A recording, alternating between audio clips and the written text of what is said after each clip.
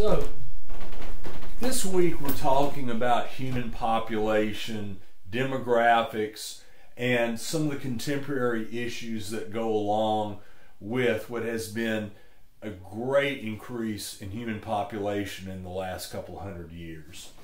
In your textbook, you see this very classic chart that it's used a lot in everything from anthropology to political science, sociology, the phases of demographic change chart. There's variations on it, but generally, the social sciences tend to model 4 stages of demographic development for societies. This, of course, isn't always a neat fit. No paradigm model of anything of significance ever is, but we have a pretty useful idea of how population dynamics tend to match certain phases in social development over time. So we have 4 phases here that are generally modeled: pre-industrial, transitional, industrial, and post-industrial. And this is going along with a chart that is population change over time.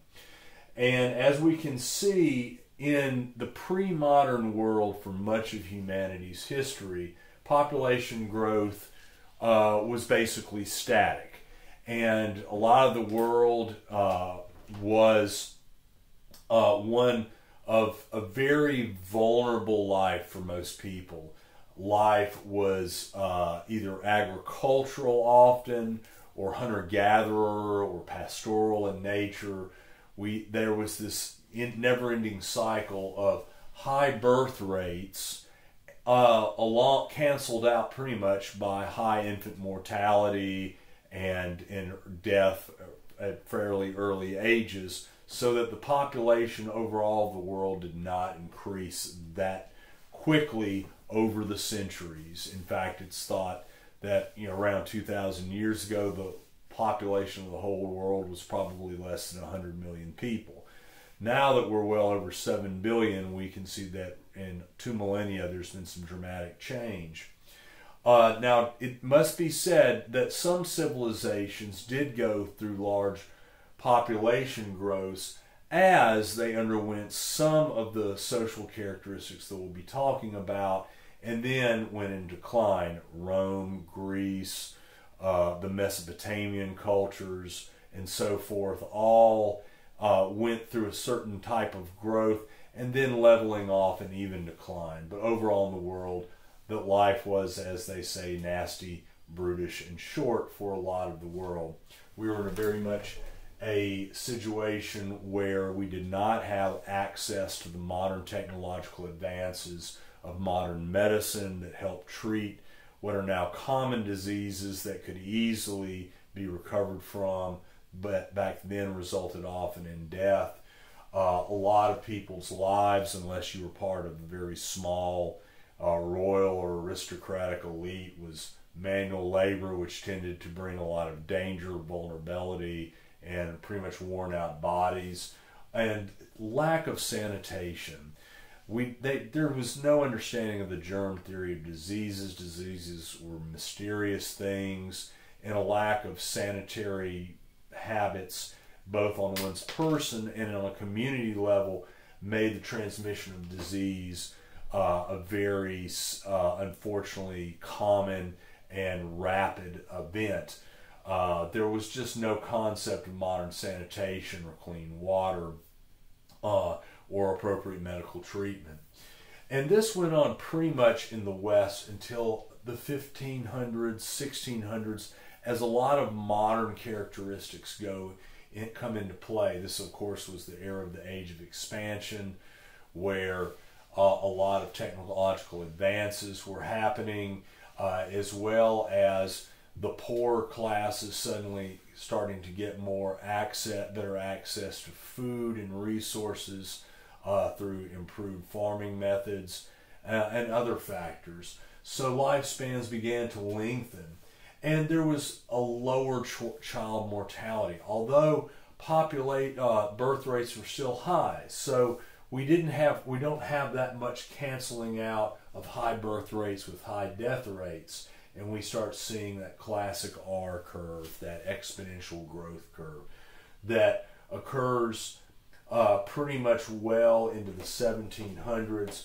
We could even say that for a lot of the world, the 1850 to 1900 was when a lot of the world got into an industrial phase. In Western Europe, it happened earlier, but in parts of Asia, Eastern Europe, North Africa, South America, we start getting into this third stage of industrial development, pretty much most of the world by the late 1800s.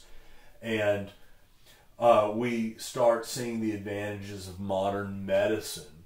And we see a decline in birth rate. An industrial society makes a lot more use of tools and technology, thus requiring less raw numbers of hands to get tasks done compared to early agricultural societies where it might take several dozen people to work even 100 acres of land, whereas by the late 1800s, early 1900s, we had moving tractors, improved plows, where the number of people needed to work 100 acres went from the dozens down to less than 10, and now even less than that.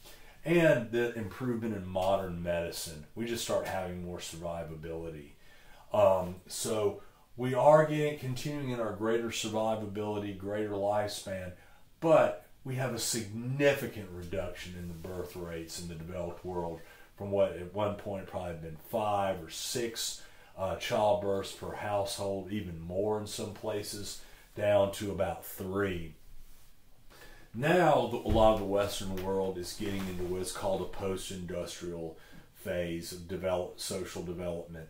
And this brings a definite leveling off of population growth. We now are even reaching in many societies like Spain and Germany where there is a population dynamic below replacement rate, so that the births per household is actually getting below 2.1. So some countries are actually losing population. Now, we can debate whether that's a great thing or not, but the fact remains is that in many places in Eastern Europe, we are now, and even in Japan, we are getting now it would be not just a leveling off of population, but a decline. The United States still maintains, I guess, what we would call a slow growth model. I believe around a population growth rate of about 2.3. So we, however, still have a lot of asymmetric social development in the world. There are many places in the world that are still somewhere in the early industrial phase. And while there will be some post-industrial high-tech components or societies, it's still not very even across the board. There are many societies that are still somewhat tribal, very rural, that have very high birth rates of 5 and 6, because those areas are starting to get improved modern medicine and getting access to proper sanitation water.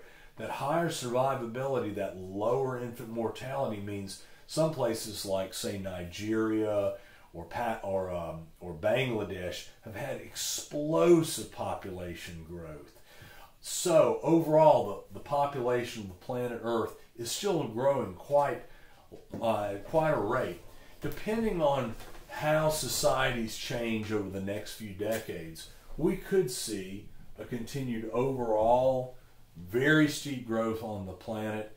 We could see most of the planet taking on this slow growth model.